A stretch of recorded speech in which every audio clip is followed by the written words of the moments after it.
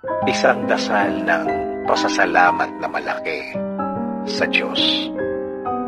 Panginoon, salamat sa bagong araw na ibinigay niyo. Alam po namin na may bago kang ipapakita sa amin na mga blessings mo, Panginoon. Salamat po sa mga nare-receive po namin na mga pagpapala. Salamat po sa good health na aming nararanasan. Salamat po sa patuloy na proteksyon na ibinibigay niyo sa amin at sa aming pamilya. Salamat din po sa paggaling ng aming ibang miyembro ng aming pamilya. Kasabay din po ng proteksyon na hindi na sila magkakasakit ulit. Panginoon, salamat din po sa mga bagay na ibibigay niyo po sa amin. Alam po namin na ang timing niyo po ay perfect timing, Panginoon. Alam namin in time, makukuha namin ang aming hinihingi at idinadasal po namin sa inyo. At alam po namin na hindi na ito magtatagal.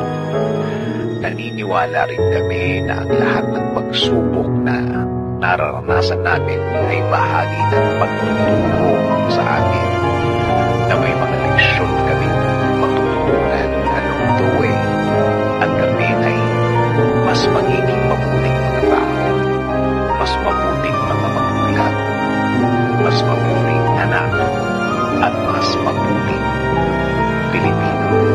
Kaya salamat po sa paggawa mo sa amin maging malakas at maging matatag sa harap ng mga hirap sa buhay. Alam po namin na alam nyo na kailangan kami ng aming mga pamilya. Sa mga biyayang ito, nagbabago din po ang tingin namin sa buhay. Kahit ang iba'y ang tingin sa araw-araw nila ay mahirap, ang sa amin po ay kakayanin namin. Inaamin po namin, Panginoon, na hindi namin ito kakayanin ng mag-isa kami. Kailangan po namin ang inyong presensya sa buhay namin. Itinataas po namin ang araw na ito.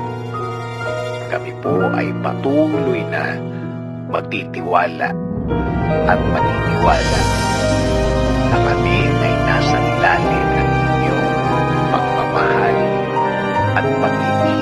Kaya